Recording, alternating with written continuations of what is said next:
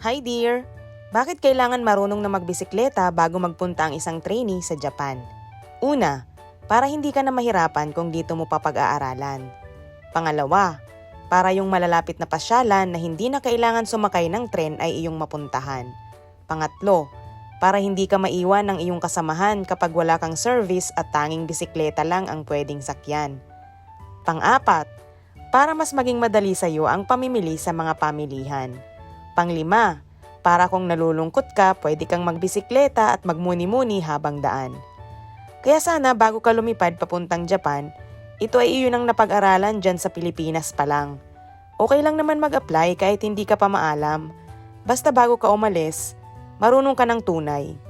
Dahil isa ito sa pangunahing transportasyon ng mga taong walang sasakyan dito sa Japan. O siya, apply ka na para next year dito ka naman magbisikleta sa Japan. Salamat sa panonood!